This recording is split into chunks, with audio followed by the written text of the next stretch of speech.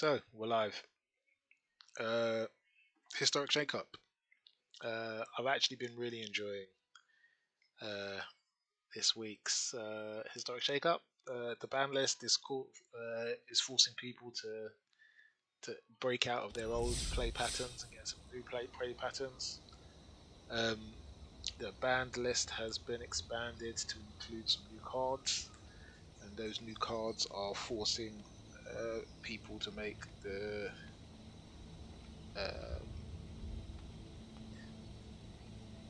we still have it's forcing people to make some difficult choices, some difficult building choices, and obviously, as you always find out during these events, um, lots of people have gotten used to the old and unfair magic, and they're not really good at the new the new and unfair magic, and not this old magic where sort of tempo matters, synergy matters. Um, Turns last a bit longer than 4 turns. You don't have cards that sort of develop a lot of value available to you really cheaply. You don't have game enders like Ulamog easily available. And it's forcing people to make decisions, and therefore sort of the magic that's being played as a consequence is good. I think I'm going to sort of talk about some of the cards that have been removed so that you can see what is causing the issue. Was causing people to have to sort of change. So in this in week 2, Bone Crusher Giant, the unfair red 3-drop that enables you to, that is sort of a shock and 4/3 with evasion combined, is removed. You also have Brazen Borrower, so again, being able to have a blink effect combined with a 3/1 flyer is also removed. Conspicuous Snoop is removed. Conspicuous Snoop being one of those goblins that enables you to also look at the top of your deck has been removed. Curious Obsession, the tempo blue draw a load of cards card, removed. Elvish Clancaller, so the Elf Ball, which was a big feature of last week's Historic Shakeup, removed. Faceless Haven, so no more play long and kill you my lands, that's been removed. Guardian Idol, a Mana Rock, a colorless Mana Rock, which also becomes a 2/2 creature, removed.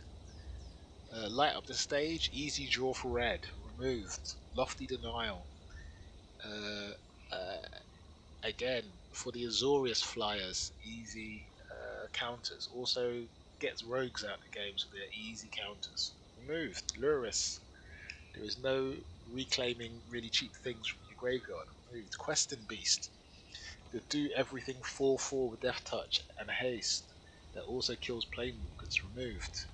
Soul Warden, life gain decks, removed.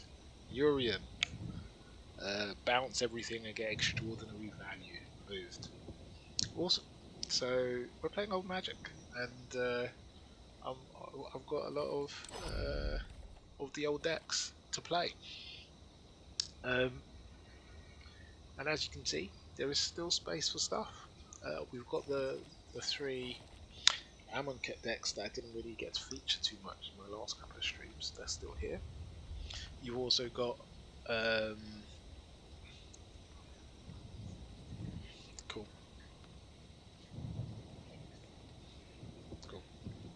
We've also got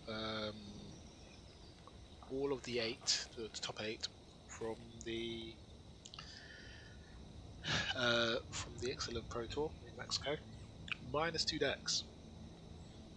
There are 2 decks, so the Pax School Maynard is missing, and I've got 2 wildcards in here. I've got the Elliot Broussard and Hunter Wilson in here. This is a Vampires deck that did well but didn't get to the top 8, that I would like to feature, but for the fact that small rant alert, getting wildcards is still a thing. and unless you sort of go all in on just buying more and more and more packs, completing some of these decks are really challenging. This is just one of those decks where Age of Invention, didn't think I'd need more than 2. This is a deck that runs a 3 of, and that will be a familiar story to many people who will also see my Pascal Maynard deck. Also missing a couple of Angel Inventions. This ran a 4 of, and it ran Angel of Sanctions in the sideboard. So,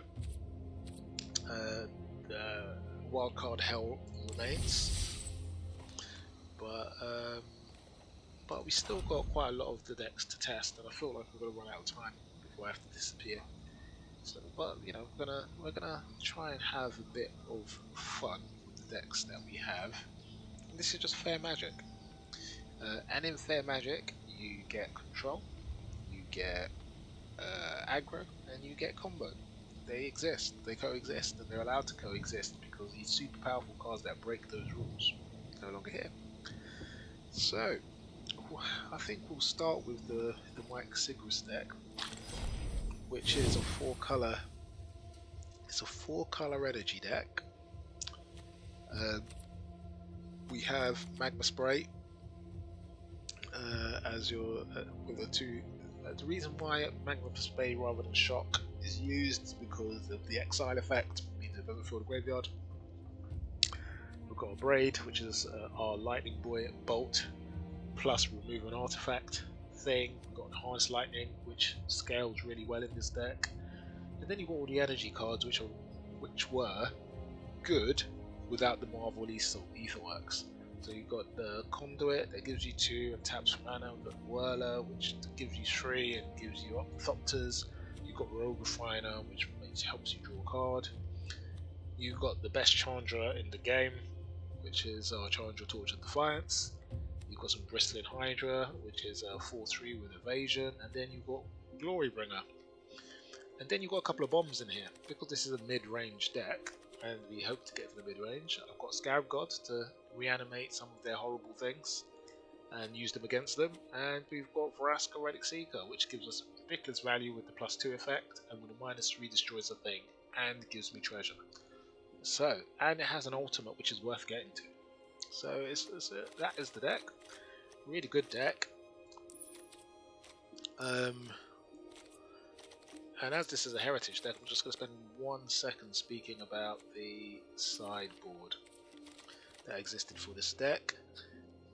You had the Spell Pierce in there and the Gates in there for the control that you faced, and back then it was either a red-green control.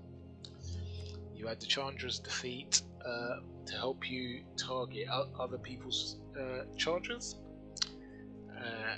and it was really good against mono red as well because it was like a deal 5 effect. You've got Magma Spray and Abrade for vehicles. You had Appetite in here to remove any pesky artifacts or enchantments. Vizier was a really good card back in the day in that you could copy a thing. And this was before you had this effect for 3 mana. You had Confiscation Coop, which also gave you more. It also gave you more. It gave you more energy, and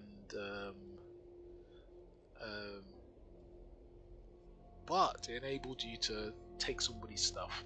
So back then, you could either take somebody's stuff using Confiscation Coop, which was 5 mana, or if you wanted to do 4 mana but have a bit more of a complicated mana journey, you would use our favourite pirate.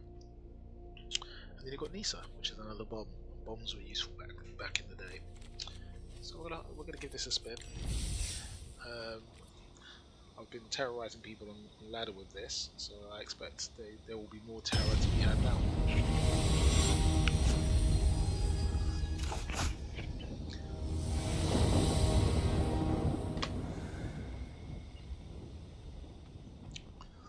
Okay, this is a keep. We've got a Conduit, and the Conduit will help us get into the Bristling Hydra. You can also see the fast lands are here. So these were really good lands back in the day. I think sort of in historic now because you've got the shock lands, not so good, but these were just awesome, especially early on in the game. So our line we're going to play is we're going to play the botanical into the island to get our serpent out, depending on how we draw. We may change our plan, but we shall only change it if they're playing something that forces us to do so. So they look like a mono red deck.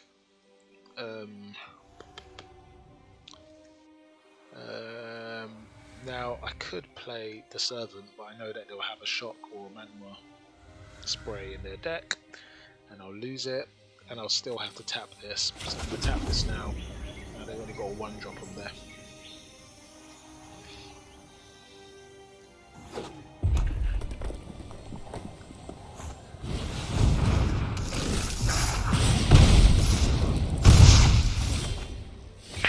Okay, we're going to hunt this guy down. We are going to do an island into conduit.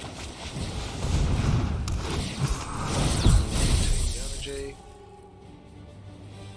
Now they have to have the spells in their hand in order to activate the key 2. So we know they're there. Shock, no magma spray, no surprise.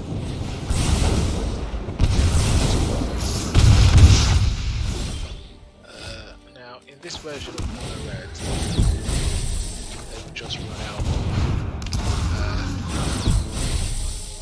now they can't target our Bristling Hydra. This game is sealed up. And once our second Bristling Hydra goes down, it's the GG. Yeah, sorry dude. Yeah, that goes for that.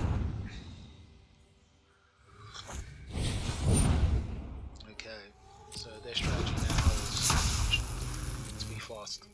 They're to beat down, they know they have to go. Okay, so what we're going to do now is play the second match. And this is Murder Day Row.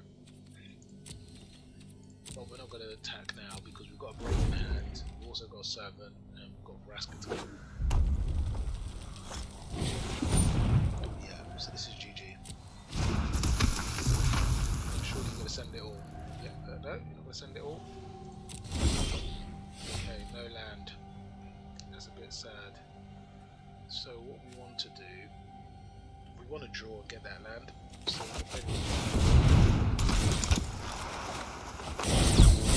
still haven't quite made it. I'm going to hold it right here. There are not the tools to burst me down from 10.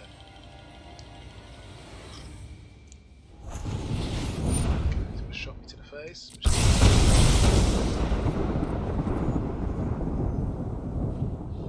I just need to get that land. There you go. So I'm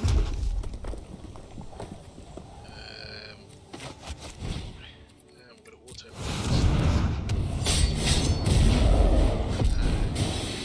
that is most certain. Where she wrote.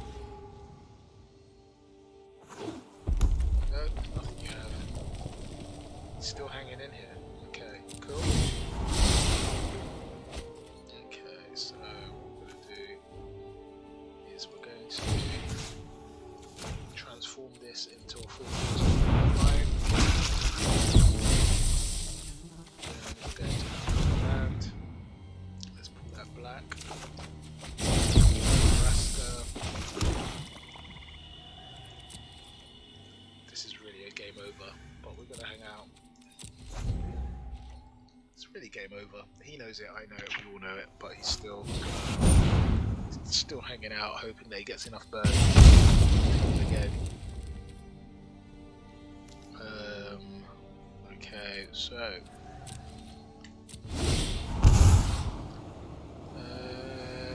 no, we don't need that. We're gonna do this. Okay, so you want to play this? I despise tyrants like you. Kill that one. Meet your end.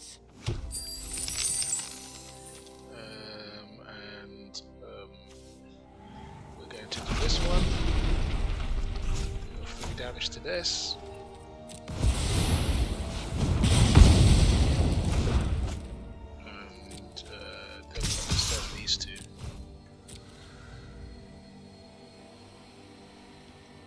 Nothing? Cool. That counter. Counter. This is just so that you know that you either win this turn or you're dead. Thank you.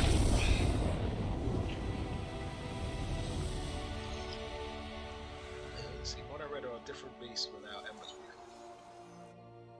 I'm looking really is unfair. Light up the stage really is unfair.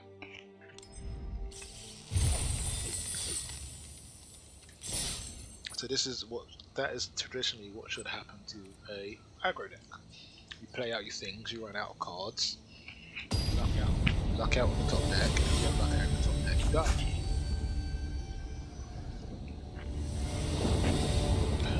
Magic has changed that by giving red draw tools. It's changed it by giving them things that give them evasion and really strong finishers that come down on turn 4. A red deck versus a mid-range deck should be a mismatch. It's not a mismatch because of what the research and development has done to the game. It's not.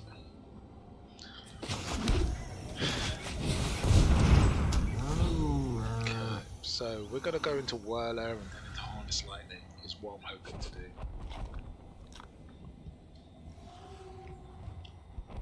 When I say Harness Lightning, because presupposing that by that time, actually we're gonna go into Servant. I think the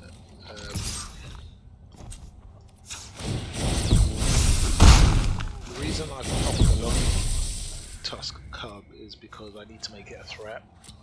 He doesn't know I need the Servant in order to play my other stuff.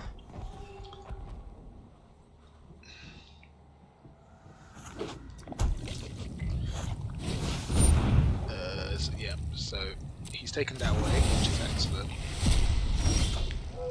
And now I get to play my Bristol Hydra, and it has sufficient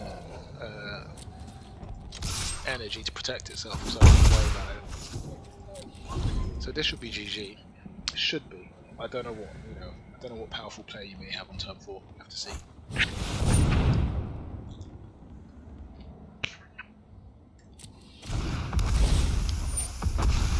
So I did say I knew he would have something like 1 kill, which is why we held on to the Harness Lightning.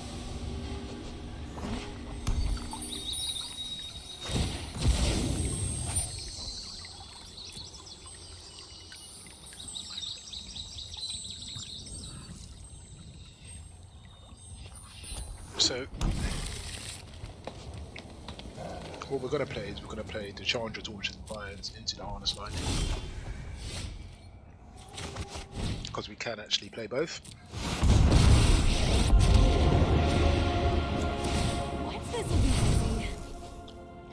And that's a wrap.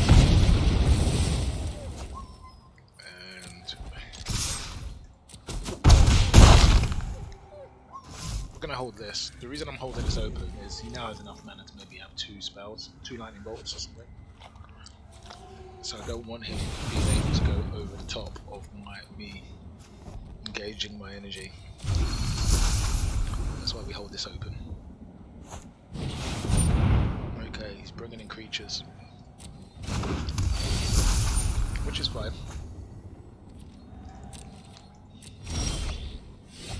So we're going to play our Whirler. Whirler's going to enable us to. I'm going to get rid of his ramp, so we've got no big thing. Now you're playing with fire. And we can now attack. He has to block my Bristling Hydra or risk it doing, what is it, 3, 6, 9? So that's 5, 6, 7, 8, 9. That's lethal if he doesn't block it.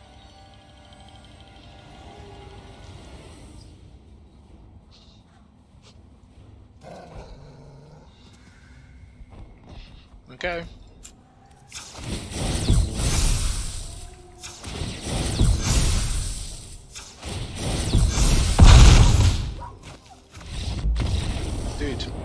Do math.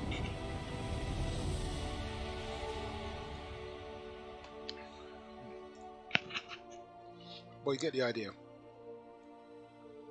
In the absence of sort of, I mean, to be fair, MTGA Zone has a number of decks that people can play that are still very powerful. But as I say, lots of people now have got so used to playing super unfair Magic, the idea of playing tempo and knowing how to evaluate what are the good decks in a sort of tempo environment. Not too many people know. So, you know, what have I been encountering as I've been playing Historic Shakeup? People that are playing really decapitated versions of what I read. If you're a bit of a hipster, you encounter a bit of the Boros variant. You see sort of real true jank, like people playing cards that they've never got to play before because the mess has been sort of too fast, and people playing sort of newer synergistic type decks like the elementals you just saw.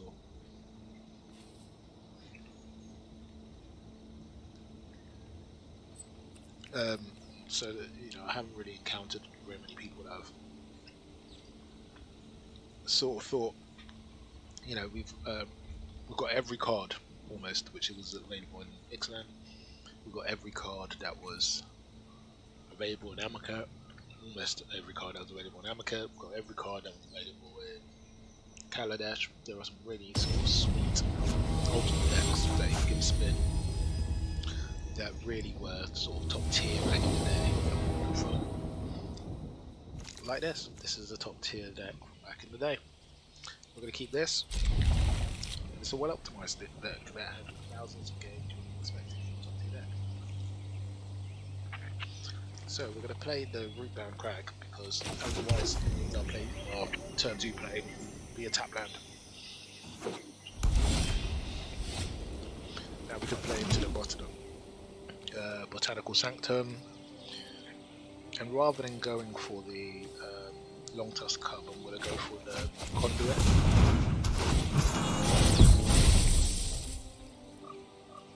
I sense, because it's white, that he's playing some sort of mono white life gain type deck, or white weenie type deck.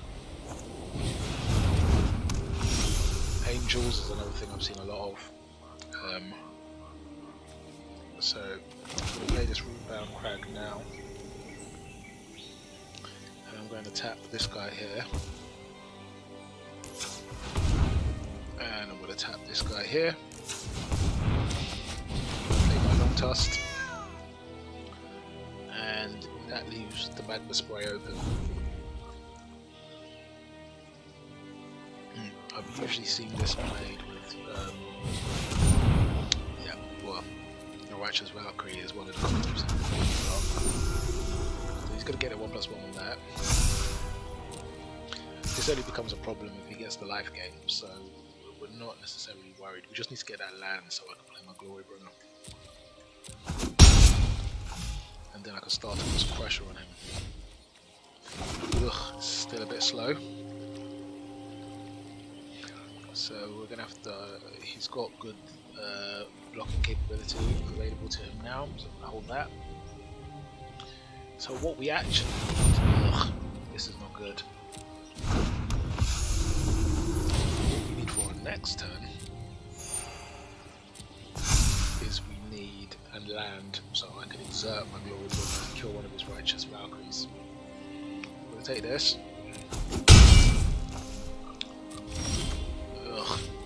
Yeah, so we're going to auto pay this. I'm going to exert this. We're going to remove this guy. It's up to him whether he blocks the other. Okay. And then we're going to bring the second Glory Bringer and exert that as well. Okay. So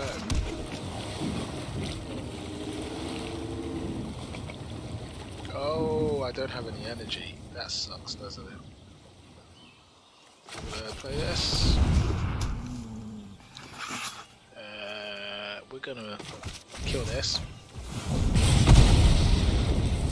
The idea of a reduced cost of an angel is not a good idea. Now we really. Okay.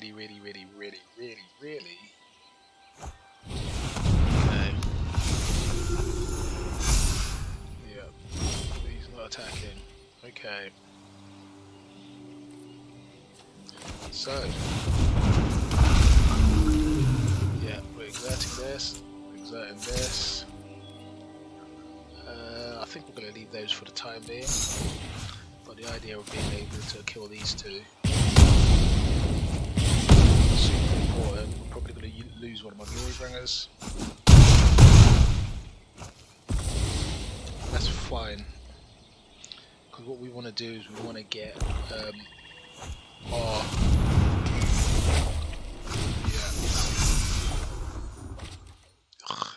oh, not quite there.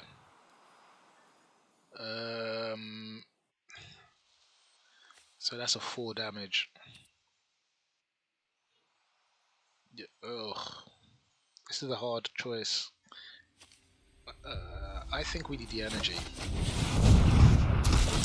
So we're gonna go with this. Okay, and then we're gonna go with this. So we can pull the black. And then we're gonna do that. So now we've got Vraska open. We do not have enough energy to get through this. So we're gonna take a bit of pain. But we're gonna hold on.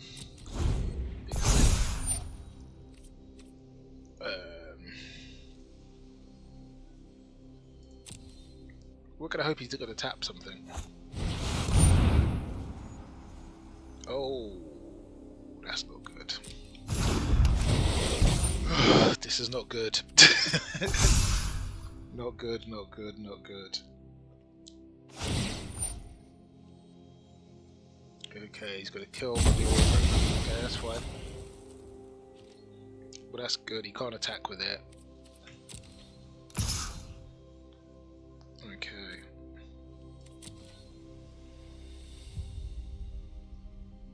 He can't attack with it.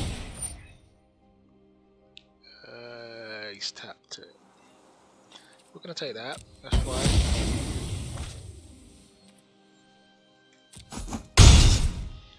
I think we're in a bit of trouble here. How much? I'm not sure, but we're in a little bit of trouble here. I don't know whether I can get them both out. 4, 5, 6, 2, 4, 6. I've got 1 left. A treasure token gives me 1 mana, so it's not enough. And they will get double strike next time around.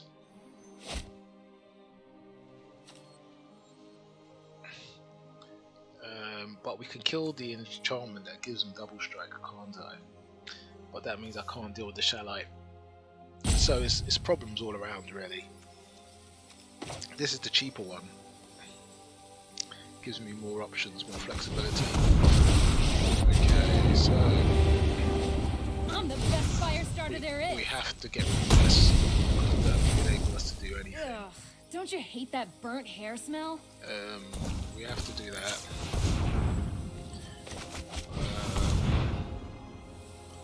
Yeah, this is GG. I mean, there's nothing we can do. He's got 6, he's got 10, he's got something giving him double strike. Good game.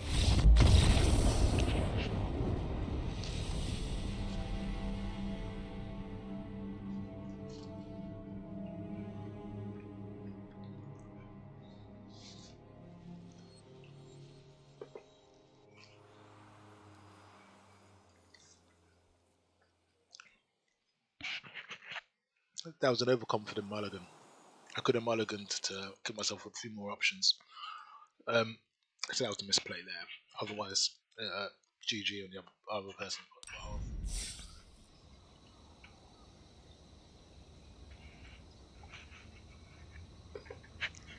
Important to note, Angels is not better than this 4-color deck. It was just a poor mulligan there that made it difficult. And hopefully I'll get another opportunity to play against Angels to show that, make that point.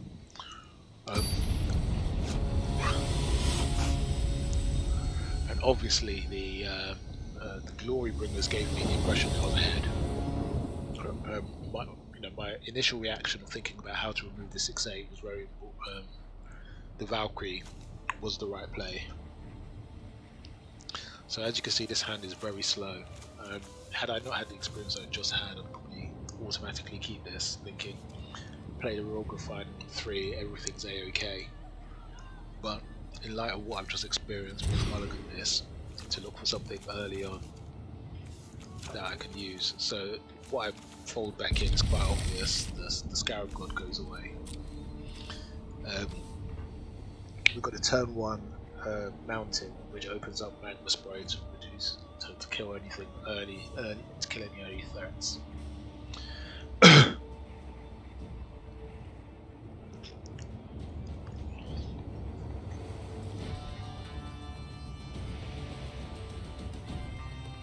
The object with sort of these mid-rangey type decks is always to give yourself the options, to give you leave the game plan open whilst you identify what you're playing against.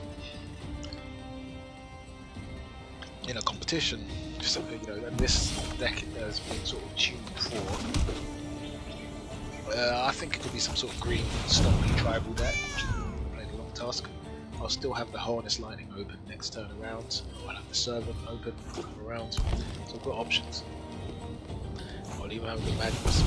Well. So he's playing Dinos. So I'm already bigger than him. So we're not going to worry about him.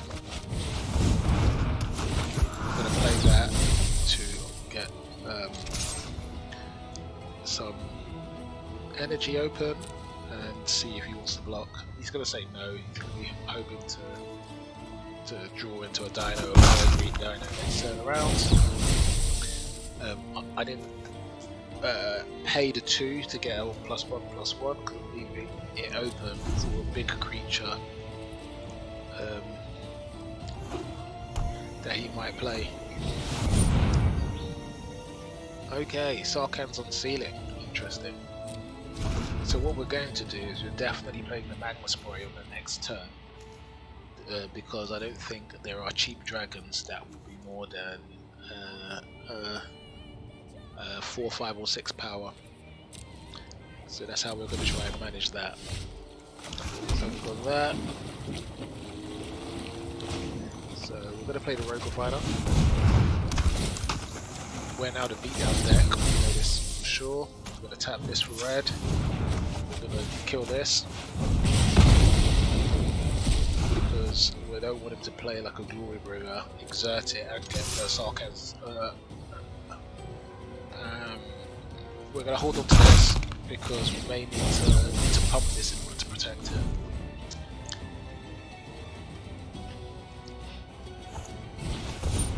Okay, he's playing some more ramp, which is fine.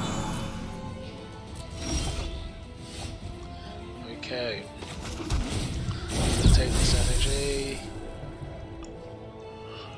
energy. So again, we need to sort of restrict his access to ramp, aren't we? So we're going to attack with everything. Yeah. He's not going to block, so we're going to pump this once. We're going to pump it twice. We're going to pump it 3 times. And make that very hard to remove. Then we're going to take away this.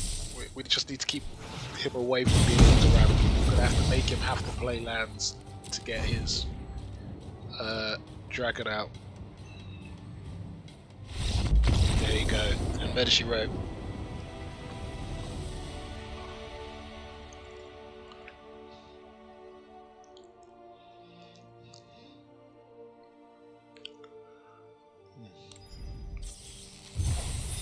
Sarkhan's Unsealing, really cool card.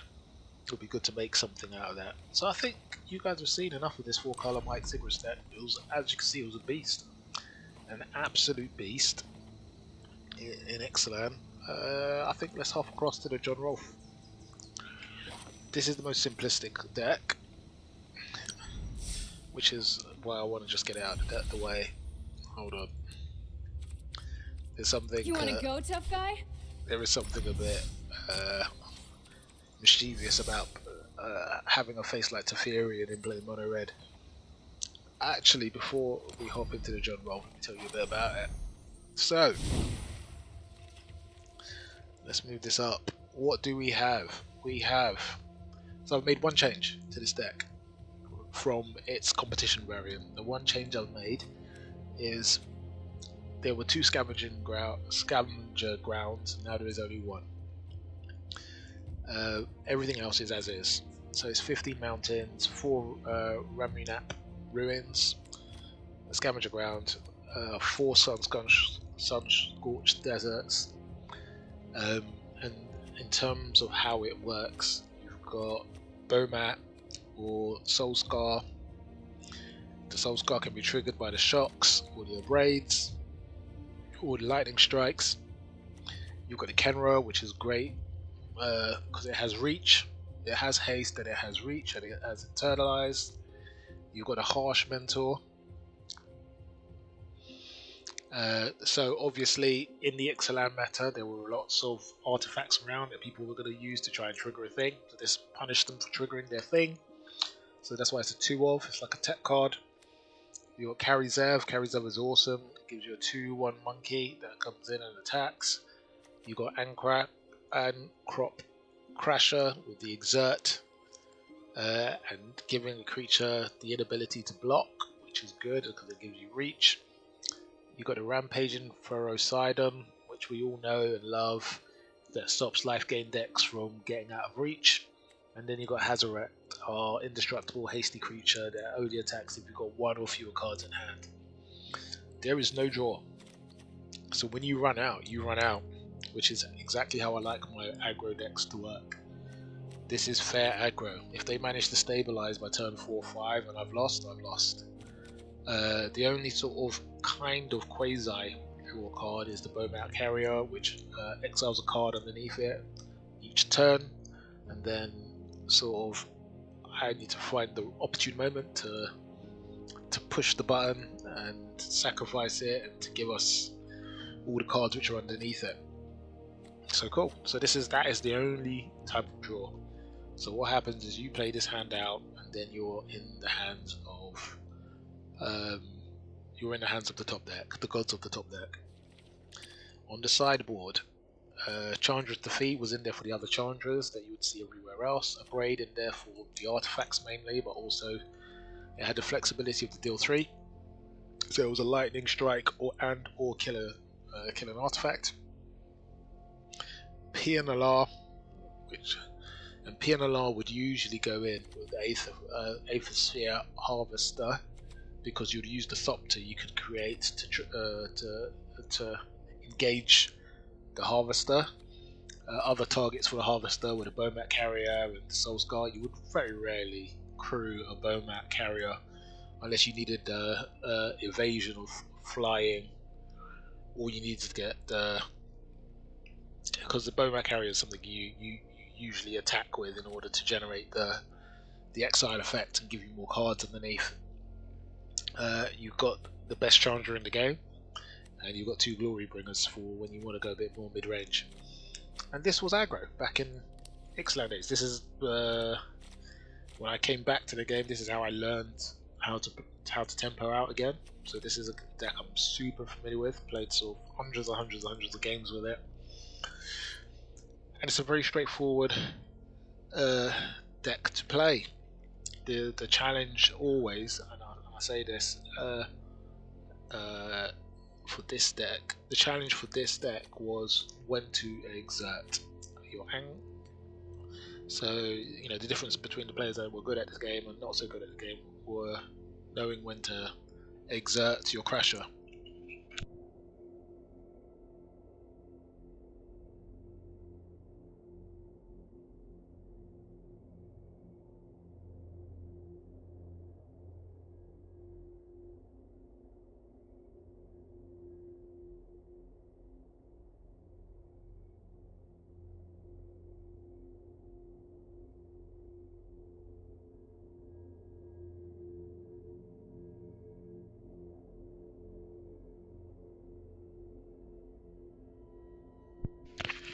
So the Crasher, the beauty of the Crasher was just knowing when to exert and when to not.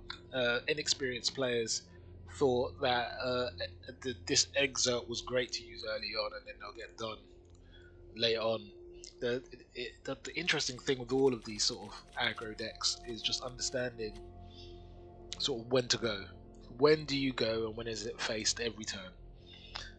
There is a joke that goes around that sort of with the mono red you go face every turn. That's not necessarily true. And knowing when to use your abrade to deal to that to remove a thing, knowing how to use your lightning strike, knowing how to use your shock. These are tools that help you clear the way for you to go face, and that is the trick for mono red.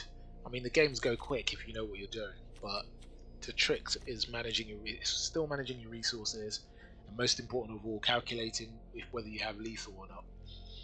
Anyhow, let's leap in. I mean, who needs a tutorial into how to play with mono red? We just go and play mono red.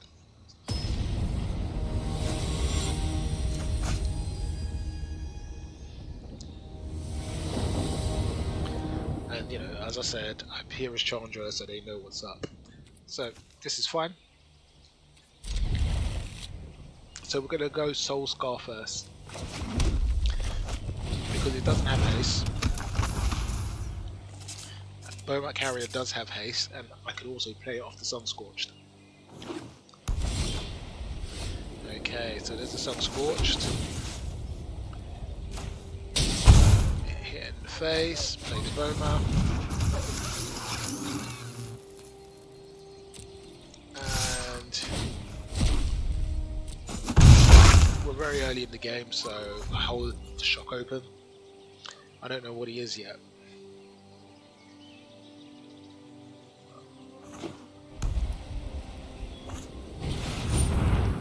That is why you hold open the shock. Okay, so what we want to do is we want to lightning strike,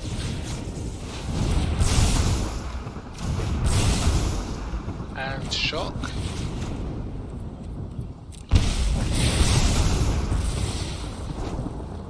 And then I cleared away, and I also removed the thing that would have given him life every time he played an angel.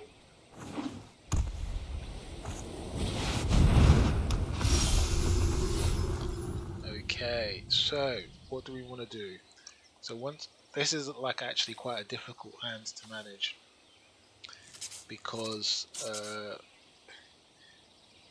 you have quite a lot of things available to you to do. So what we're going to do, but this can't stay. If this stays, it means wherever he plays as a 4-drop is going to give him back life. So we have to attack. So we've got 3 cards under that, which is par. Is he gonna? He's not going to. He's not going to block. Cool. So we're going to take this red. We're going to take that. Give him that 3 to the face. Okay. We attack. And then we can bin these 2 and gain 3 cards. This is eternalized, so we're not really worried. And we can play the land.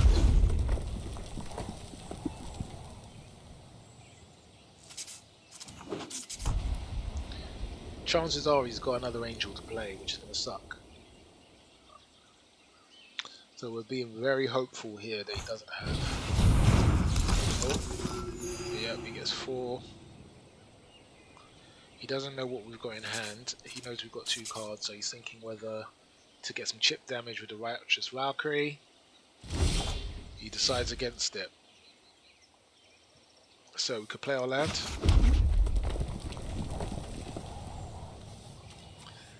And then we're going to hold off, because 11 is still some way to go.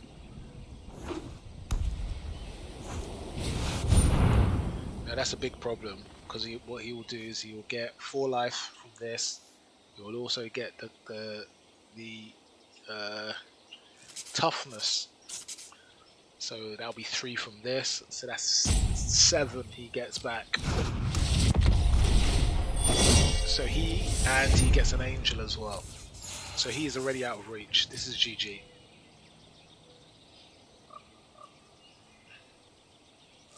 This is quite clearly GG, so he's going to be confident, he's going to attack now.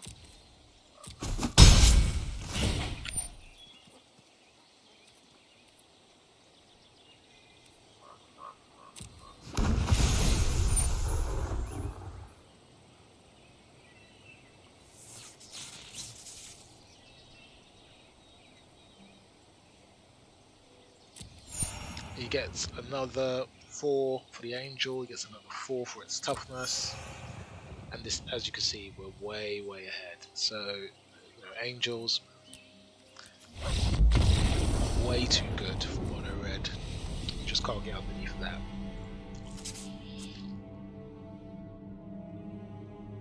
But you got to see the sort of the interaction between Solskar and Bomat and the Kendra. So it was a good game, pretty good game. Got down to 8 before all of the health started flooding in, which is extraordinary to think that we left the game with 26 after having gotten down to 8. So there's no red mana here with Mulligan. Interesting. So Scavenger Grounds goes back in, keep everything else. Scavenger Grounds goes in, everything else. Go red, Soulscar. It's important to remember that Bomat has, it looks like another Angels, but we're going to ignore that. Our game plan requires us to do that. We just have to proceed. We left the red open just in case he tries to play a Thalia or something stupid like that. Angels it is, no surprise there. Okay. So, okay, so we're going to play the Sun-Scorched Desert is going to be the play. Yes, it still is the play. So we play the Sun-Scorched Desert to the face. We play this Soulscar. I've done it the wrong way around. We've done it the wrong way around. We should have played the Mountain. Ugh. Okay.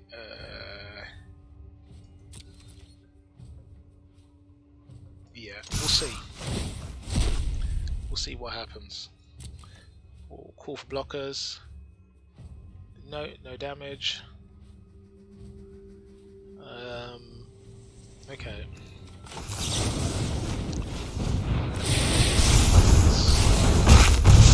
It's gonna get 4 for the next angel he plays. He's probably gonna play the Valkyrie next if he has it in hand.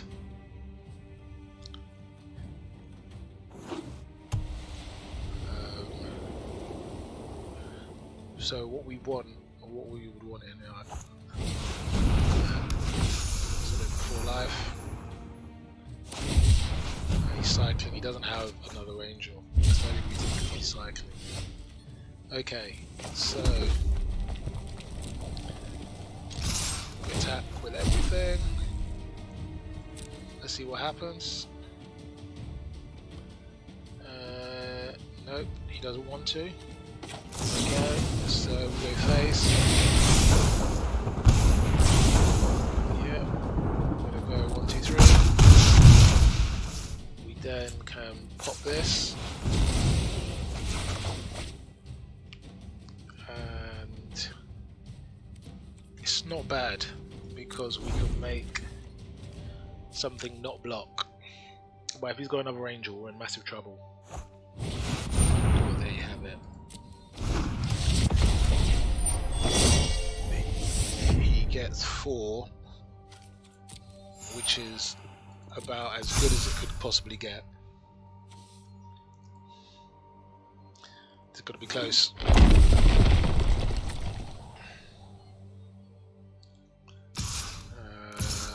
Okay. Okay. Oh, he's attacking. Could be in luck here. So we're gonna hold that. Okay, so take 1 damage here.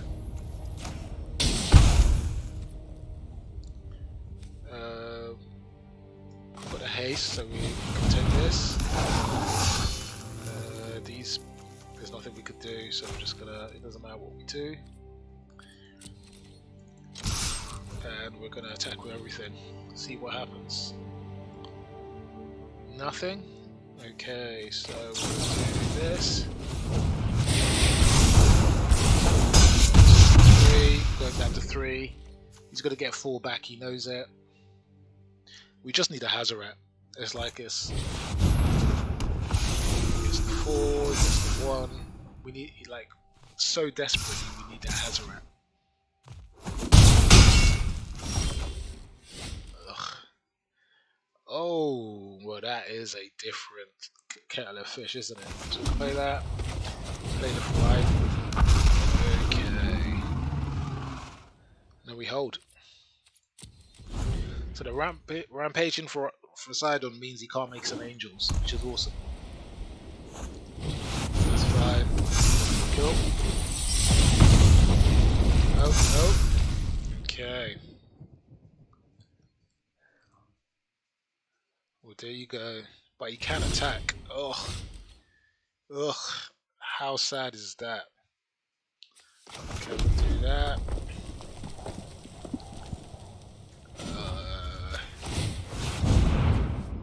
We can sacrifice this one. He can't gain any life, but I don't have enough to go around him. That takes 2. 1, 1, 1. I needed 1 more creature to go around him. And he has 5, 9, 10, 11, 12, 13.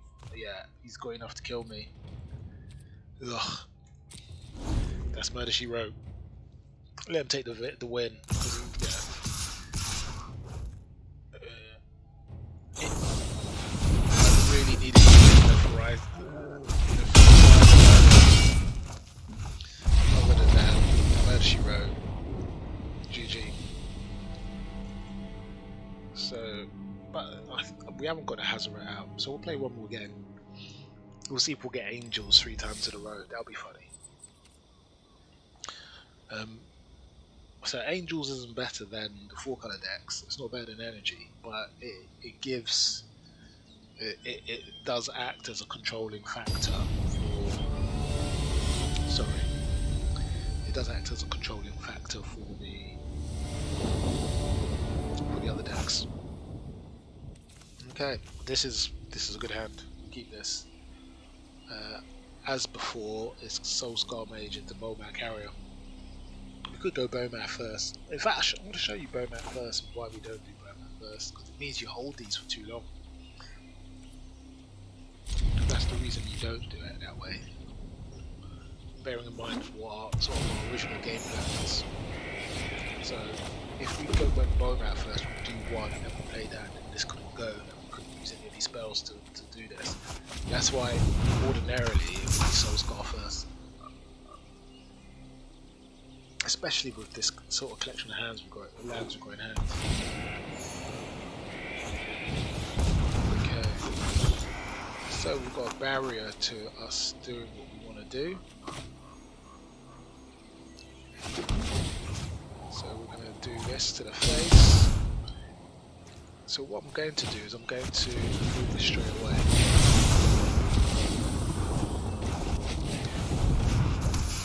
And then we go face. Okay. So we've got Lightning Strike and Abrade to remove any issues that arise, and also to trigger our prowess. So it's a pretty good hand. Pretty good.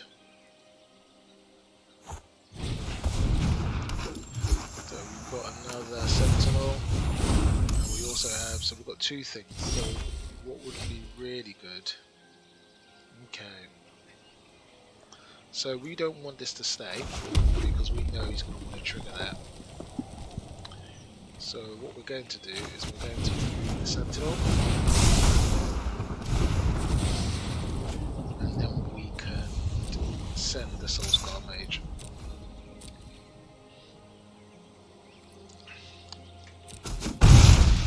Now, our mid game has become a bit clunky because we've got a 4-drop here and we've got a 3-drop here.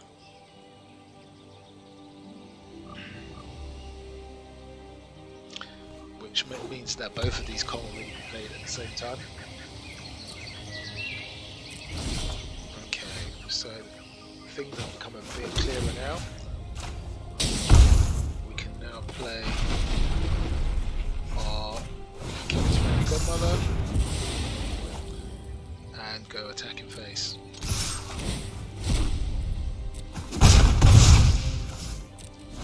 Okay, so on our next turn, we're going to look to play probably the Hazoret so that we can take advantage of the haste. Hopefully we get a land or a magma spray actually, it'd be quite good. Let's see. Okay, there you go. So there's the land.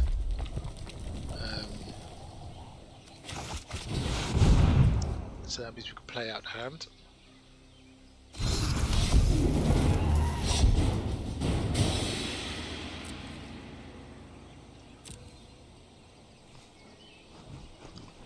Okay.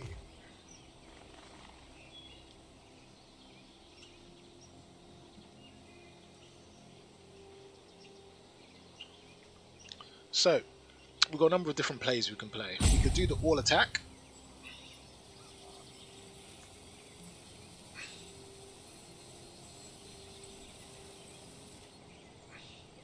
We could do the all attack. But if we do the all attack, and we can leave this open. If we do the all attack and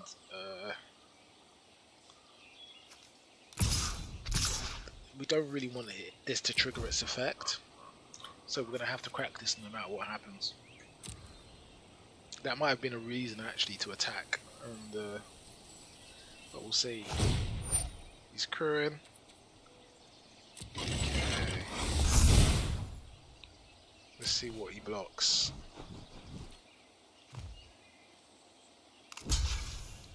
Okay, he's going to take the Soul Scar. So we might as well take a look at this now. May as well take a look at this now.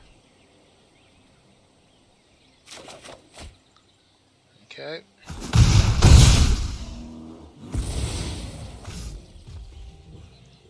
Okay, so we've got him close. He's got to be wary of tapping both of his things if he doesn't have another creature here, which is good. He's triggered it. Okay. It costs 4 to crew.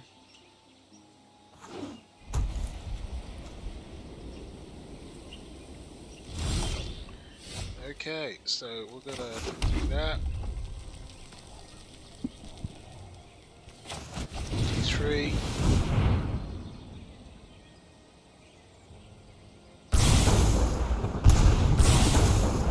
And then I discard the card.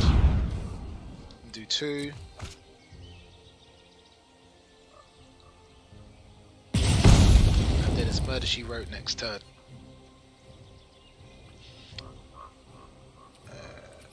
I'm not going to attack with him because I want to, if in case he sends the chariot, I want to be able to kill it. I think this is Murder She Wrote, but we'll see if he might have some light game. He might have an exile effect. He might have something.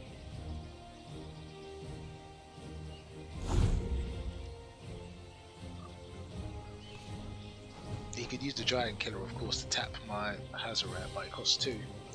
So that means it'll leave him only 3 mana to do what he wants to do next.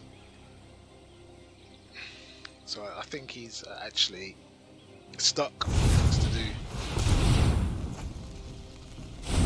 Okay, he plays another creature. Okay. So there is no life gain effect.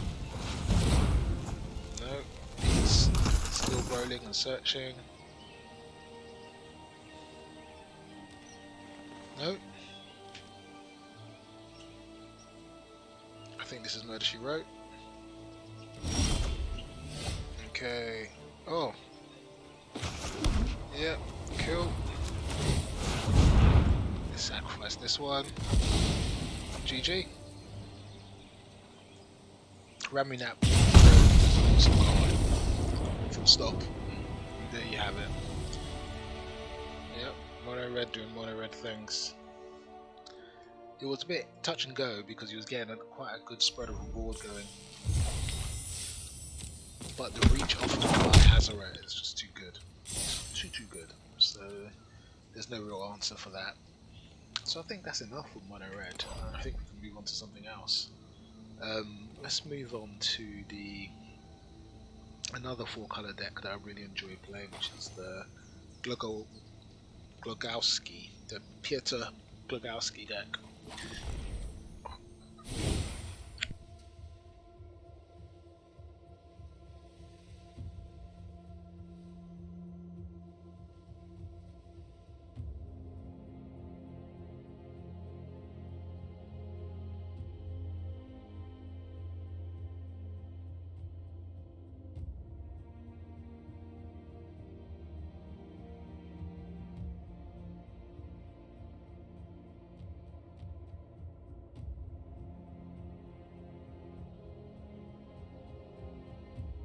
So the reason I like this deck is because of it's got all of the good stuff from the deck I was just playing, the first deck I played during the session. So it's got the Long Tusked Cub, it's got the Servant Conduit, Rogue Refiner, Whirler. Really good. So far so good. What does it do different? So gone are the Chandras, and instead you have the Sky Sovereign. And the Sky Sovereign is in there because its ETB effect is to deal 3 damage to a thing. Really powerful thing. I like that a lot.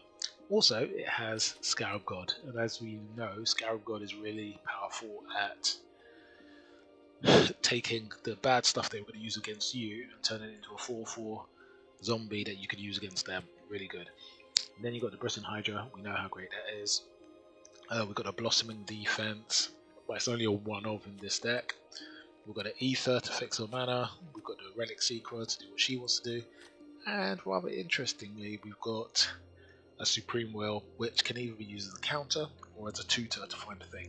So, it's a bit different, but it's equally thinking about creating that mid-range toolbox of cards, where you've got a little bit of removal, you've got creatures that are good. Long Tusk Cub was an MVP back in the day because it's an escalating threat. Sky Sovereign was really pricey, but that deals 3 ETB effect was really quite powerful. And if you notice, the Refiners and the Long Tusk Cubs are not too far away from being 3/3s, which means you've got a good crew target for the 6/5 effect. And then Scarab God, we know how wonderful that is because it recurs, it comes back again and again and again. Hydra always had that evasion, and the Relic Seeker, you know, as I say, I wish I get to show you its ultimate effect, because this ultimate effect is good, really good. In terms of the mana, again, you've got these fast mana, which were awesome back in the day. You know, early in the game, you got 2-color untapped mana for free. The Sheltered Thicket is an interesting card because it was in most decks more for its cycling effect than its two-colored effect. Also, the reason why it was preferred over and above Rootbound was because it's a mountain forest, not just a generic land. Really powerful because all these fast lands are generic lands. So when you look at these old decks and you see the Sheltered Thicket, the fact that it was a mountain forest was really quite powerful, and the fact that it cycled, really powerful again. You've got 4 forests, 1 of everything else. There is a card that's missing. I can't remember what the card off the top of my head, but it's a card that was not from the Ixalan. It was from an older set, if I can remember rightly. But it doesn't really matter. It's not really relevant. Looking quickly at the sideboard, Chandra's Defeat. We know that's 4. That's remove Chandra's. Negate for control. The control. matchup. This is a very interesting card, a very interesting tech card. This was put into for the 1/1 -1/-1 effect, and also for the lifelink. So in the modern red era, having that life gain available to what is ostensibly a 4-color deck, really useful. Death Gorge Scavenger, another card, really quite useful. You get the life gain, and then you get the 1/1, which turns this into a 4/3, which is a far more chunkier thing. And then you got Confiscation Coup, which is I'm going to steal your thing with all this energy I've got. And you've got the River Rebuke, which was the mono blue board clear. Very expensive, but really sort of powerful for those really powerful, for those slower decks that wanted to reset the board. Nisa, another bomb. The bomb part of it is that zero effect. That zero effect was really quite good.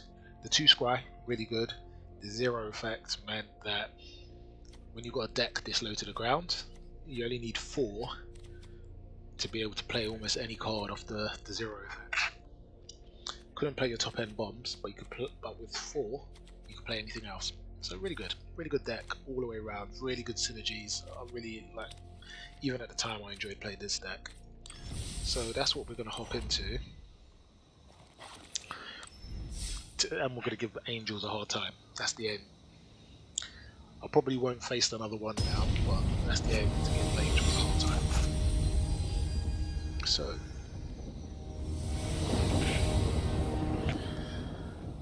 Okay. So we've got Thicket into Canal. You've got a Survey of Conduit on 2. Probably got a Bristol Hydra on 3. Yeah, you've got some good stuff. Maybe into a Relic if we get something we really desperately need to remove early on.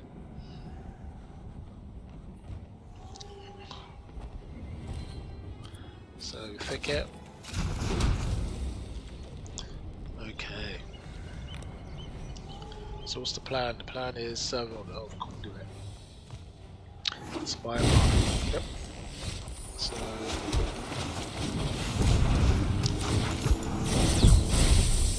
Bristling Hydra is next, unless he stops me.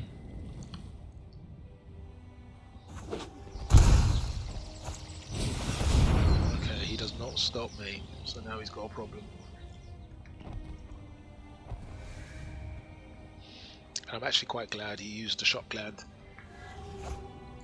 because it makes me feel less bad about not using my Survey of the Conduit to attack.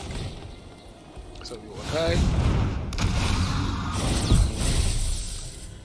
And also my Hydra now has evasion.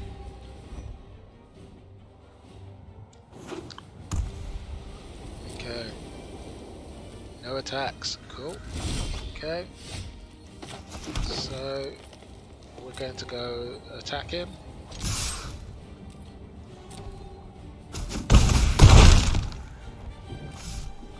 And then we can play our second Bristling Hydra.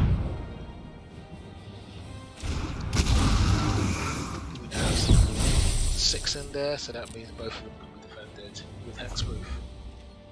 I'm a bit worried because there may be a Wrath, there may be a Shatter, there may be something that helps to clear this board. Nope, enough to help clear that board.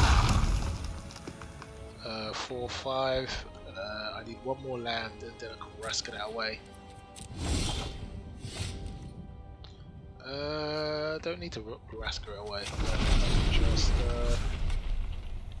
oh, it's hexproof. Can't be. Okay. Interesting. So we're going to play these 2 and see what happens. No, nothing. Okay. So we can't block this with a black creature, but what we can do is we can play a Scarab God He's going to do 5.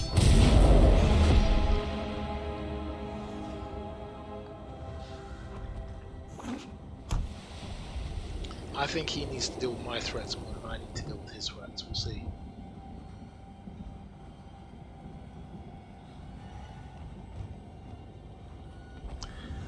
But I think this is GG.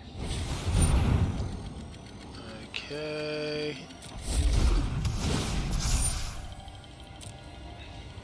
So you get to attack. What happens then?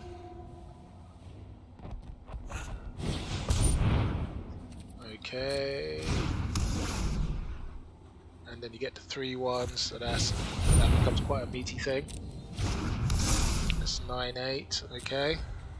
So you get 9 back.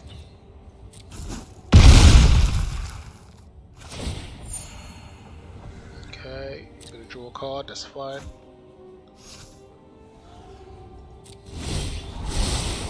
Okay, so now we have the Vraska open.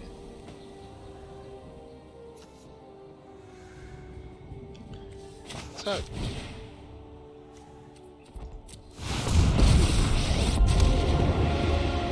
our intention is to go wide. Show no mercy.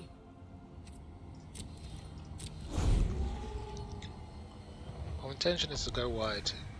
We know we can reduce him to 1, and one of our menace guys will get through. So the onus is more on him to kill me than it is for me to kill him. So he's got a 2-turn clock. Okay, that's cool.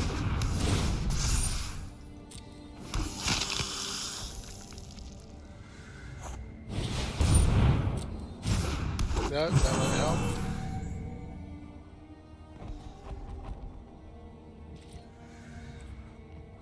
Yep, I don't care. Cool. And then I'm gonna play the second one. Make your captain okay. And we're gonna hold everything in hand. We don't know what we might need. Cool.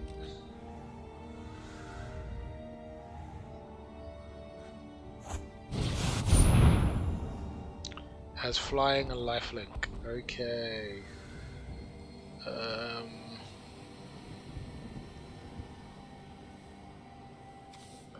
Artifact. What's on here? Aura. What else is on here? Aura. Okay, he's got it. Murder She Wrote. What we can do without that one. So I think that's a wrap.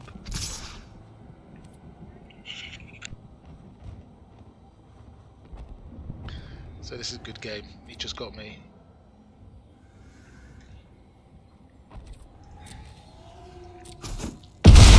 What I needed is I needed to get the Whirler on the board.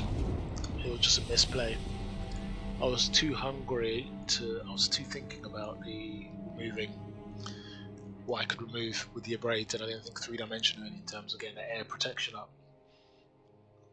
We knew that we had the game won. Because what we wanted to do is we wanted to use that ultimate. So that was just a misplay. Complete and total misplay. Misevaluation of threats.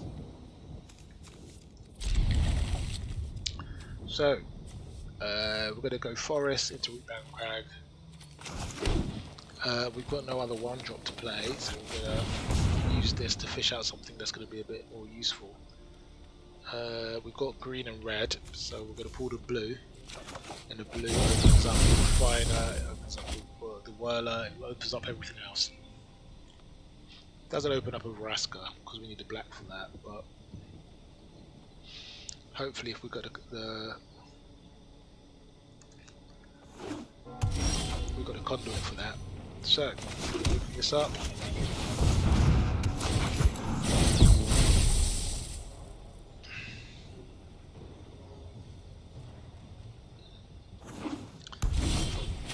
So I've flooded on land.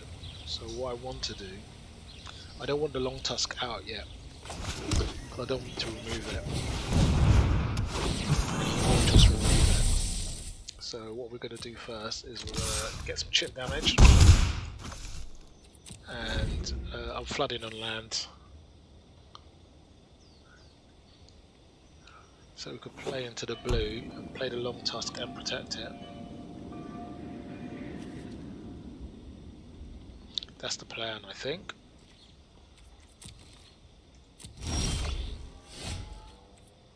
So we play this bio buff, long tusk.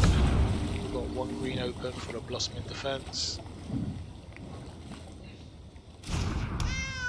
He's looking, so I'm wondering whether he's got a fatal push in hand. He's playing Esper, he must have a fatal push. He won't have a Thoughtseize, but he will have a fatal push. No? Not worried?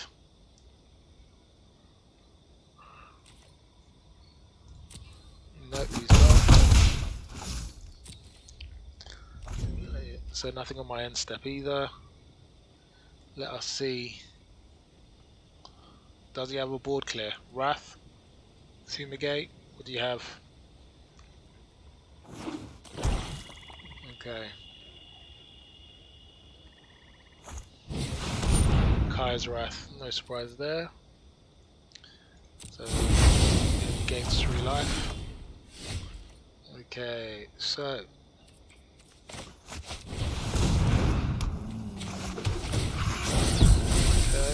got the Blossom on defense open.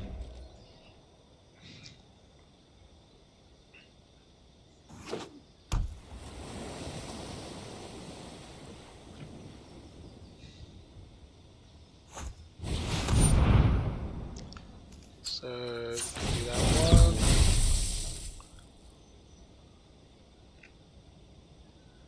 Yep, let's have a look and see what you got. I could go again. That's 2. I don't want to show the Blossom and defense until the last possible moment.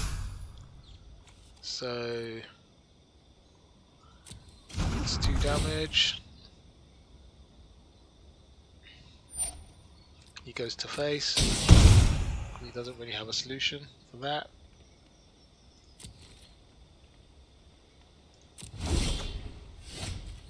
Okay, we're going to play a conduit. And we're going to just play one of those. And then just hold it open. Okay. And then we're going to play this land. He doesn't know what this last thing is, so we're just going to hold it open. Our hope and our prayers are that he's got specific removal, like a Vraska's Contempt maybe, Fatal Push, Cast Down, something that targets it individually. Okay, so Hostage Taker. I'm going to hold that thought. Where's the Hostage Taker going? There you go. And that's not happening.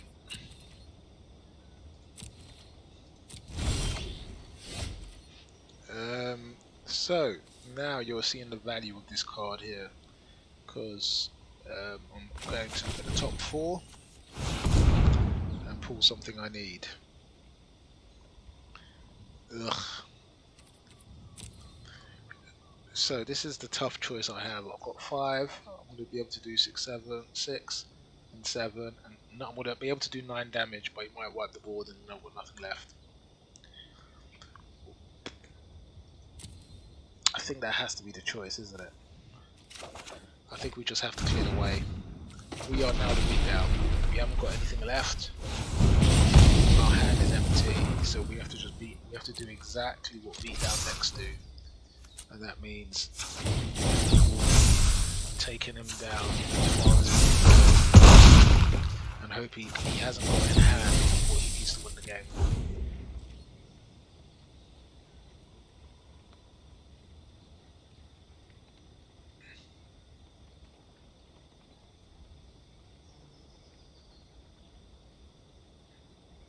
So Akea's Raft was over, Fumigate, Settle, all over, any sort of board wipe is over. If he has our Teferi 5, it's over. Oh, okay, well there you go, GG.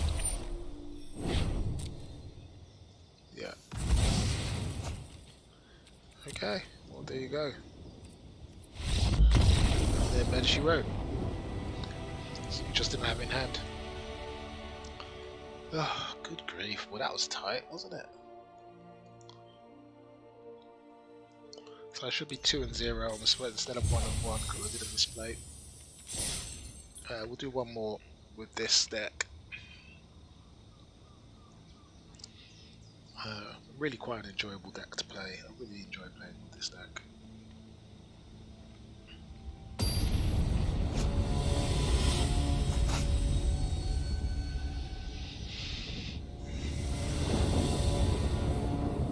Okay, so we've got the Crag, we've got the Ether Hub, we've got the Attune with Ether,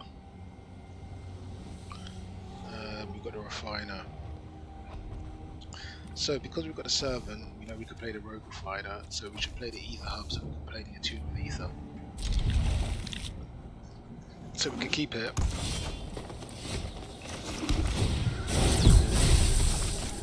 Yep, and then we can play that. And then we want to pull a green.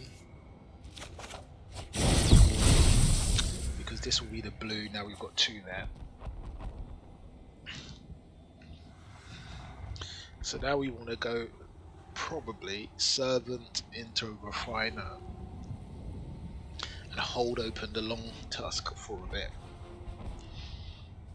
to see how this develops.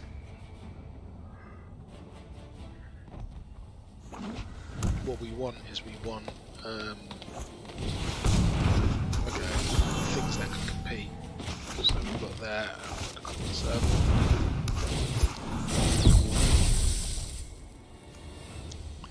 He's nowhere near the adapt, so we don't have to worry about that. So we're going into the root-bound Crag. And I think sort of the exam question is whether we want to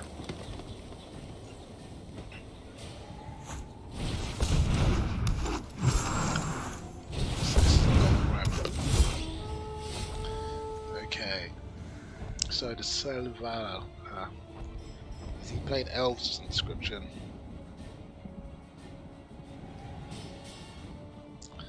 Yeah, I think we have to get rid of this card, don't we? So what we can do is we can play this, play the Abrade, get rid of this.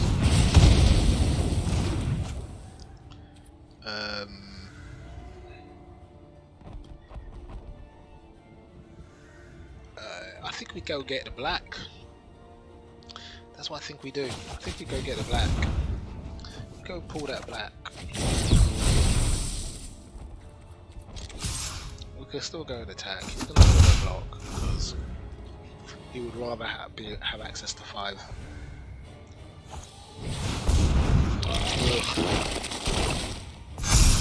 Well, that's not good, is it? It's a good thing we've got the black.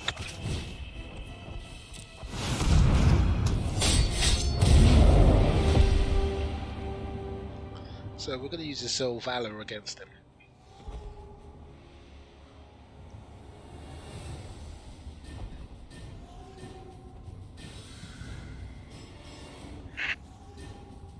Aren't we? We know with another land we can play the Vraska and move the Ooze as well.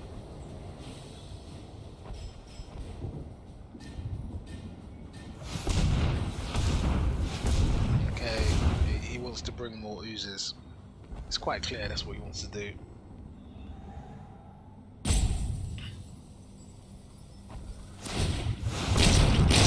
Oh no, he wants to adapt. We can't attack him. Ugh. Okay, we didn't get there. So, what do we want to do? We want to play the Rogue Refiner.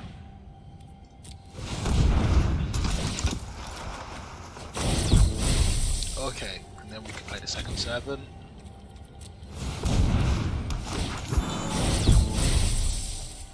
Okay.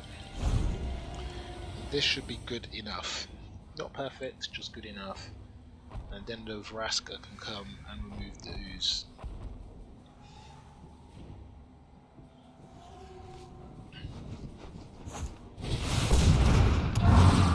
Okay.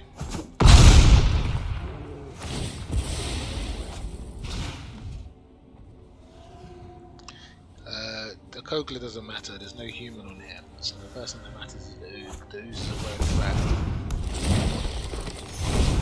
at. That's a pain as well.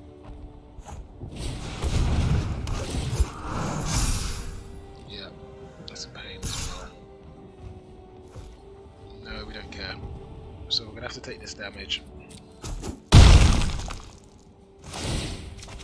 Yeah. Okay, so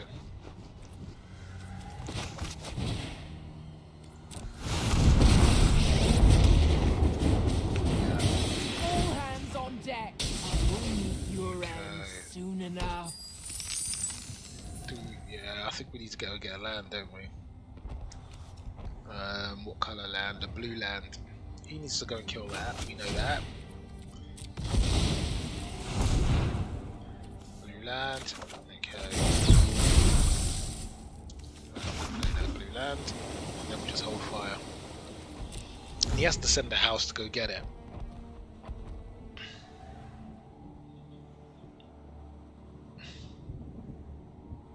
He can't send half the house, he has to send the whole house. That does not have trample, so we don't have to worry about that. Neither does Kogler. Kogler does not have trample. He can't adapt to any of these 1-3s, so that's fine. Ugh, he's gone very wide now. We're in sort of massive trouble.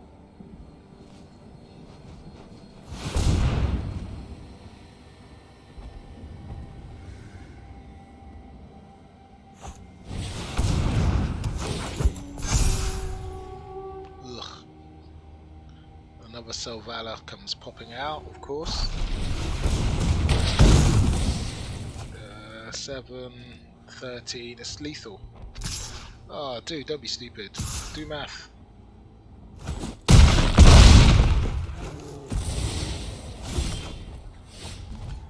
Dude, do math.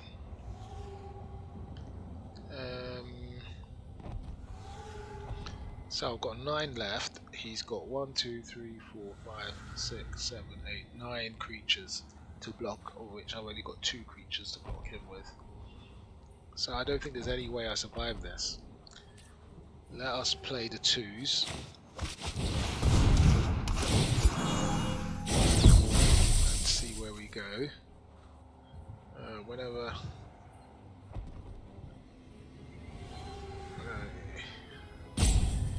Let's play this. Get a draw. Play that. And then we play this.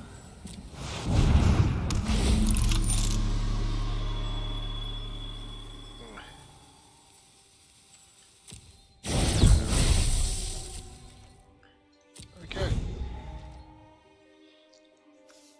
So I could create 4 Thopters. Ah, well, there you go, it's over. It's over. Ugh. Ronus in. Ugh. Well, that was going to be. So, basically, that deck just went too wide. The henge is the problem. It's quite funny that even in historic sort of henge and Embercleave, these artifact enchantments from I think they're both from Theros, unless I've completely lost my mind.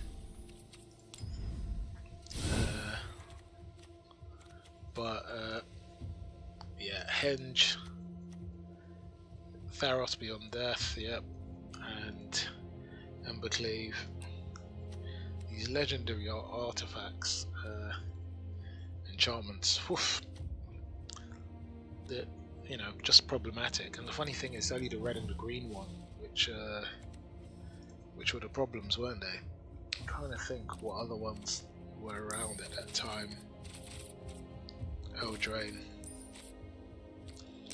I don't know. Legendary. Let's see. No. So,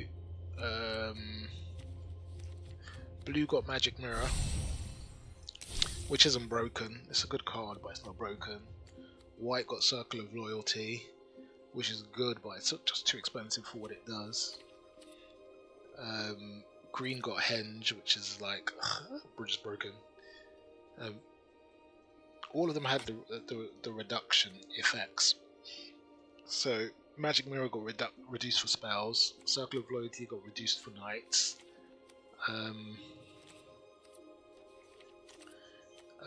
Cauldron of Eternity got reduced for things in the graveyard.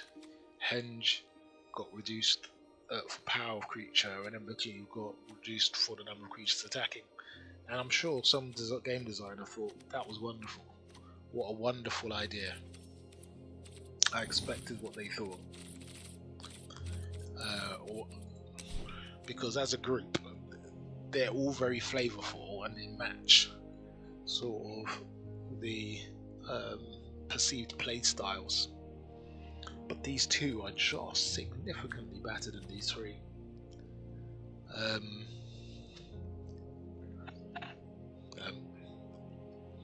You know, this one sort of double strike and trample for aggressive decks that want to go wide. That's too powerful.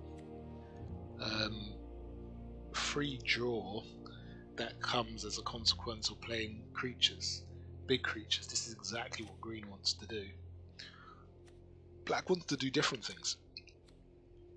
Filling its graveyard is one of the things it wants to do. It's not the only thing it wants to do. Again, white wants to play knights some of the time, not all of the time. So it was weird. These four, like, I'm sure when they tested it, these two were just way powerful than the rest. And in a sense, I suppose it's good that they didn't power up these three, because then all of these will still see significant amount of play. But you know, these two still powerful. They're distorting even for historic, even for modern, even for even earlier. Still a thing. Anyway, I think I'm going to end this video here. It's like been an hour and a half. That's enough.